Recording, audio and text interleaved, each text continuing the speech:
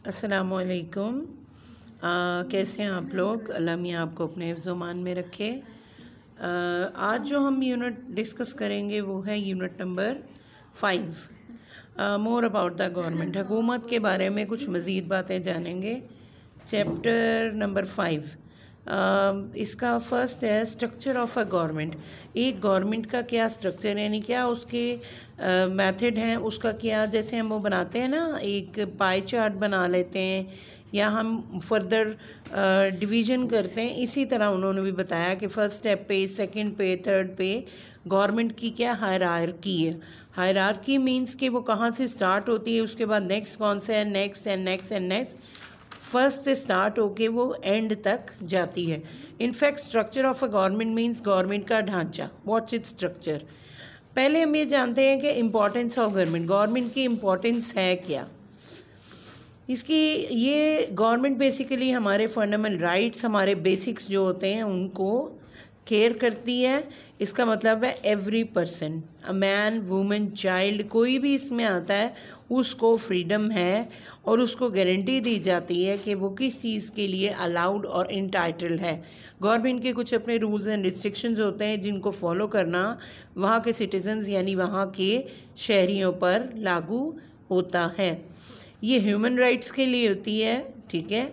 एक famous philosopher है John Locke, उसने ह्यूमन राइट्स का आइडिया दिया। ही सेड के purpose of the government is to protect the people. Government का जो बेसिक जो काम है, जो उन लोगों को काम या ड्यूटी अपनी करनी होती है, वो ये है कि वो वहाँ के मौजूद शहरियों को, वहाँ पे मौजूद लोगों को प्रोटेक्शन दें।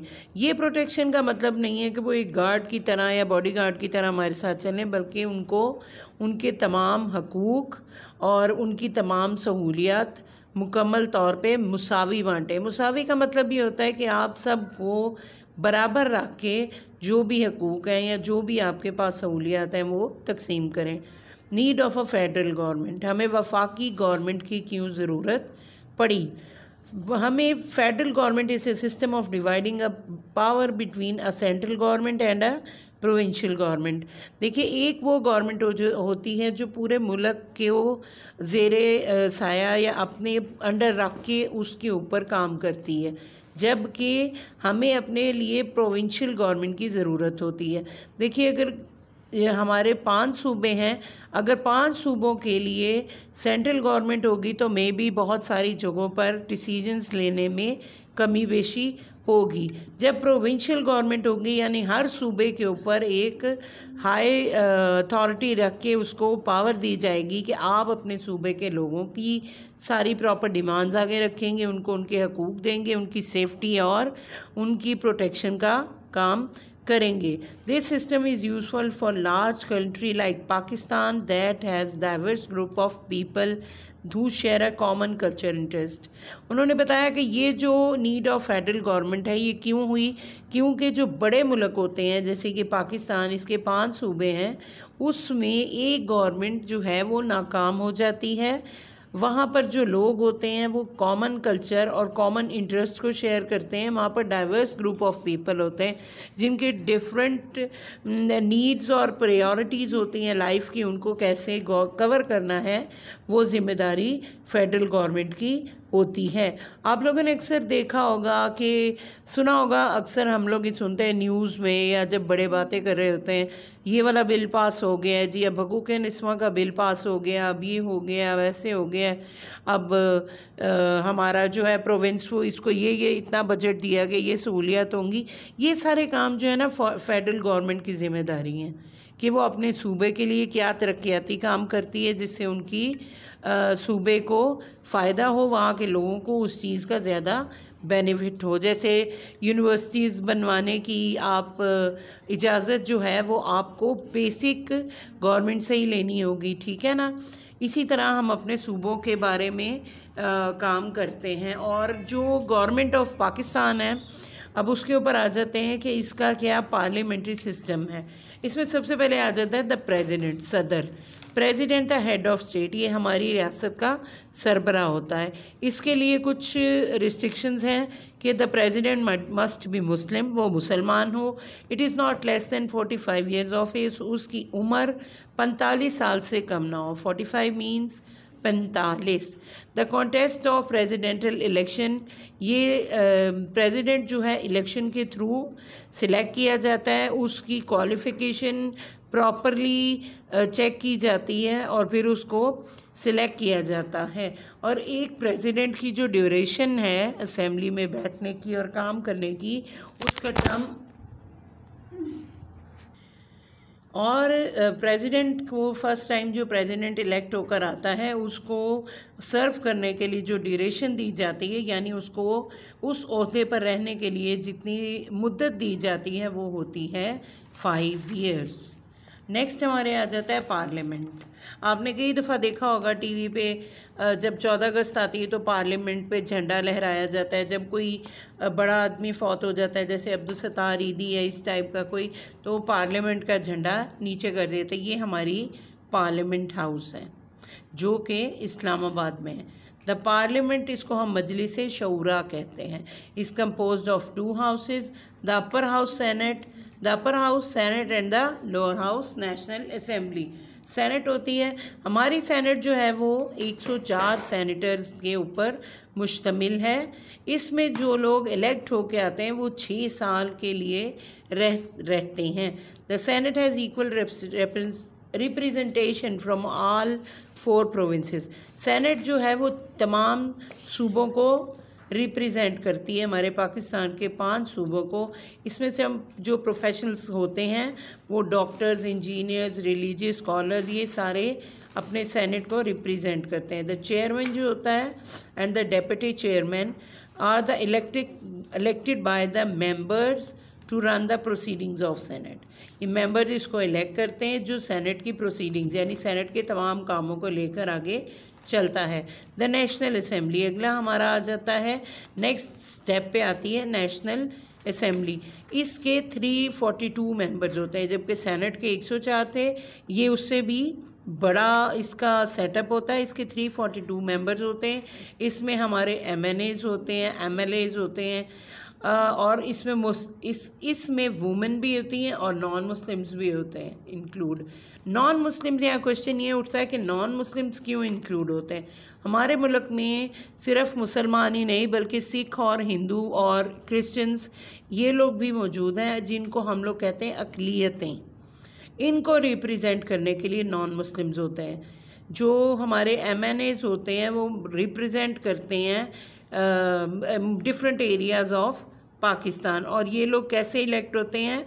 वोट के ज़रिए। आपने देखा हो जब इनके इलेक्शंस होते हैं तो इनके बहुत बैनर्स और इसको वोट दें, इनके डिफरेंट निशान होते हैं। किसी का होता है क्रेन, किसी का बल्ला, किसी का कुछ, किसी का पेन होता है। इस तरह डिफरेंट इनको निशान दिए जाते हैं। इनके बाकायदा इलेक्शंस होते हैं और इनको जीतने वाले को MLA MNA इन पोस्ट पर लेकर आया जाता है। नेक्स्ट हमारा आ जाता है प्राइम मिनिस्टर, वज़ीर आला। जो हमारे प्राइम मिनिस्टर होते हैं वो गवर्नमेंट का हेड होता है। यहाँ पर एक बात ये नोटिस कीजिए कि गवर्नमेंट के हेड कहा गया है, इसको not the head of the state कहा गया है। ये स्टेट का हेड नहीं होता, स्टेट का हेड हमारा सदर होता है, जिसको हमने पीछे पढ़ा था। ये फर्स्ट जो हमने पढ़ा था the president, the head of the state, जबकि ये जो होता है हेड ऑफ गवर्नमेंट होता है। और ये पॉपुलरली की अपने पॉपुलैरिटी को मद्देनज़र रख के इलेक्ट होता है। इनको भी वोट दिए जाते हैं, ठीक है। ही और शी मीन्स यहाँ पर औरत भी इसके ओहदे पर आ सकती है, जैसे कि पहले हमारे रही हैं मोहतरमा बेनज़ीर भुट्टो शहीद। वो भी majority of members of national assembly ये पोस्ट जीती थी। नेक्स्ट आ जाती है हमारी कैबिनेट, इसको उर्दू में कहा जाता है काबीना। ये प्राइम मिनिस्टर की टीम होती है जो उनको डिफरेंट मशवरे, डिफरेंट रिपोर्ट्स देती हैं और वो अपने और बहुत सारे इश्यूज़ या बहुत सारी कामों के डिसीजंस लेते हैं और अपनी इंटरनेशनल रिस्पॉन्सिबिलिटीज़ को पूरा करते हैं। They are federal minister who are made of heads of different departments like transport, finance. आपने देखा होगा कहते हैं कि ट्रांसपोर्ट के जो हमारे मिनिस्टर हैं वो शेख रशीद हैं, ये फाइनेंस मिनिस्टर हैं, ये हमारे जिनको हम उर्दू में कहते हैं ये वज़ीर इत्तलात हैं, और इस तरह के डिफरेंट महकमे होते हैं जिनके ये रिप्रेजेंटेटिव होते हैं, जिनके ये मिनिस्टर्स उनको डील कर रहे होते हैं। Now a very good and very important question, who can vote the parliamentary elections? कौन से लोग होते हैं जो पार्लियामेंट्री इलेक्शंस में वोट देने की अहलियत रखते हैं? अहलियत मीन्स कि उनके अंदर वो तमाम पॉइंट्स मौजूद हैं जिसकी वजह से वो वोट कास्ट कर सकते हैं। ये बैलेट बॉक्स है और ये देखिए वोट इस तरह डाला जाता है, स्टैम्प करके हम इसको वोट निशान को देना चाहते हैं। जो लोग इसके लिए काबीना के, प्राइम मिनिस्टर के, एमएलए के, एमएनए के जो भी इलेक्शंस हो रहे होते हैं, वफाकी हों या सदारती हों, जो भी इलेक्शंस हो रहे होते हैं उनको निशान इशू किए जाते हैं। उसके बाद बूथ बनाए जाते हैं जहां पर हर बूथ में इस तरह के बैलेट बॉक्सेस रखे जाते हैं और आम आवाम को जो लोग सियासी शऊर रखते हैं वो जाके अपना वोट कास्ट करते हैं। यहाँ पर मैं अपना एक पॉइंट ऐड करना चाहूँगी, बीइंग अ पाकिस्तानी हम लोगों को चाहिए कि हम अपना वोट ज़रूर कास्ट करें अपने पाकिस्तान के लिए और इसकी तरक्की के लिए। यहाँ पर आगे बताया जा रहा है आपके यूनिट में, a person who can cast the vote must be, ये क्वालिटीज़ होनी चाहिए उसमें जो वोट कास्ट करे। सबसे पहले वो पाकिस्तानी शहरी होना चाहिए, उसकी एज 18 से अबव होने चाहिए, हैविंग अ साउंड माइंड, उसका जहन प्रॉपर होना चाहिए। मींस इनसेन पीपल जो हैं वो यानी पागल लोग जो out of mind, out of senses होते हैं, वो लोग वोट नहीं दे सकते। Register as a voter in election polls, उन्होंने अपनी इलेक्शन के पोल्स में बाकायदा रजिस्ट्रेशन करवाई हो। Next the branches of government, next आ जाता है कि कौन सी ब्रांचेस हैं जो गवर्नमेंट के अंडर काम करती हैं। पहली आ जाती है लेजिस्लेटिव ब्रांच। इस ब्रांच का ये काम है, ये ब्रांच मीन शाख, 3 शाखें होती हैं गवर्नमेंट की। इस ब्रांच का ये काम है कि वो कानून बनाती है, different laws and rules for Pakistan के शहरी होने की वजह से आपको कौन से रूल्स और कौन से लॉज फॉलो करने पड़ेंगे। फिर आ जाती है एग्जीक्यूटिव ब्रांच, ये वो ब्रांच है गवर्नमेंट की जो रूल्स बनाती है। It decides how to let the country and carry out laws, ये वो बताती है कि हमने अपने कंट्री को, अपने पाकिस्तान को, अपने प्यारे वतन को किस तरह लेकर चलना है और उसके लॉज को किस तरह लोगों से कंडक्ट करवाना है। The prime minister is leader of this branch, जो इस ब्रांच को लीड कर रहा होता है वो हमारे प्राइम मिनिस्टर होते हैं। Now comes the judicial branch, यानी हमारी अदालती निज़ाम। This branch decide what the law means, ये ब्रांच लेजिस्लेटिव ब्रांच के बनाए हुए रूल्स को अप्लाई करवाने के तरीके तय करती है। जजेस of the court decide whether or not somebody has broken the law, जो जज होते हैं अदालत में वो डिसाइड करते हैं कि इस शख्स ने कानून तोड़ा है या नहीं और इसको क्या सज़ा दी जाएगी और कितनी सज़ा दी जाएगी। अदालत में ही इसी तरह ज़मानत का निज़ाम होता है, अदालत में ही उसको जेल में ले जाने का होता है, अदालत में ही हम अपील करते हैं कि सेकंड लुक की जाए, आप अपने फ़ैसले के ऊपर दोबारा वो करें। अदालत में ही अपील की जा सकती है रहम की। और अदालत की भी मुख्तलिफ़ अक़साम होती हैं, पहले हमारी सिविल कोर्ट्स होती हैं, फिर हमारी हाई कोर्ट्स होती हैं। अगर आप उसके भी फ़ैसले से सेटिस्फाइड नहीं हैं तो फिर आप अपना फ़ैसला या अपना केस लेकर सुप्रीम कोर्ट जा सकते हैं। ये भी आगे हमारे यूनिट में डिस्कस होगा। The next is political parties in a democratic system. First of all you have to know what is the term means by democratic. Democracy एक ऐसा वर्ड है जिसका मतलब है जमहूरी।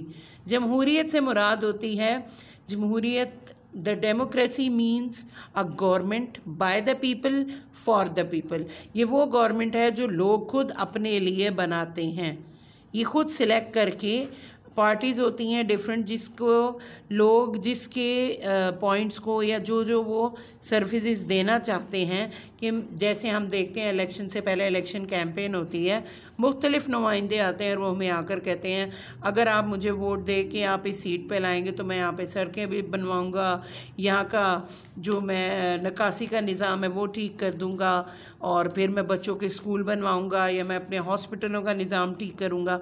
इस तरह पॉलिटिकल पार्टीज़ अपनी कैंपेन चलाती हैं और हम उन्हें वोट दे के सिलेक्ट करते हैं। ठीक है, ये लोगों की सेफ्टी और अथॉरिटी का ख्याल रखते हैं, और गवर्नमेंट जो है वो इनकी कैंपेन्स को और इनके सिलेक्शन को कंट्रोल करती हैं। ठीक है, गवर्नमेंट इन पे बैलेंस एंड चेक रखती है कि कोई पार्टी जो है वो किसी दूसरे मुल्क के लोग या इसी मुल्क के लोग या शहरियों को कोई नुकसान ना पहुंचा सके। हार्म्स मीन नुकसान। उसके बाद आ जाती है federal and provincial government. Pakistan के प्रोविंसेस हैं 5 और वो मुख्तलिफ हैं बहुत सारे तरीक़ों से, लैंग्वेजेस के तौर पे, ज़बान के, लैंड्स अपने ज़मीन के। पाकिस्तान का सबसे बड़ा सूबा बलूचिस्तान है। पाकिस्तान में सबसे ज़्यादा बोली जाने वाली ज़बान उर्दू है। इसी तरह बहुत सारी लैंग्वेजेस हैं, और फिर क्लाइमेटिक कंडीशंस हैं। सबसे ज़्यादा गर्मी पाकिस्तान में बलूचिस्तान में पड़ती है। उसके बाद सबसे ज़्यादा सर्दी पाकिस्तान में गिलगित के मुकाम पे होती। फिर इसके बाद पॉइंट आ जाता है पॉपुलेशन डायनेस्टी। किस सूबे में कितनी ज़्यादा पॉपुलेशन है और कितना वो गुंजान है या कितना गैर गुंजान है।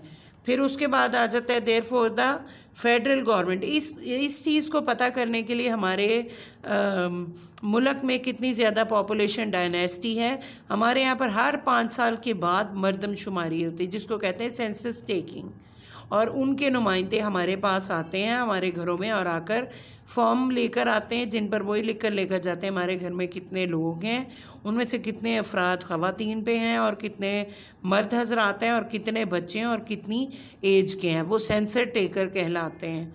उसके बाद आ जाता है law making process in Pakistan. The constitution of Pakistan, Pakistan का आइन। कॉन्स्टिट्यूशन किसको कहते हैं? आइन को। Sets out the procedure for passing a law. जो हमारा कॉन्स्टिट्यूशन सेट किया होता है वो एक प्रोसीजर होता है जो हमें हेल्प करता है जब हम एक कानून बना के उसको पास करते हैं। This requires a bill. यही बात मैंने आपसे पहले डिस्कस की थी कि वो मुख्तलिफ़ किस्म के बिल बनाते हैं। हुकूक निस्मा का बिल, फिर आ जाता है हमारे, और इस तरह के डिफरेंट बिल आते हैं।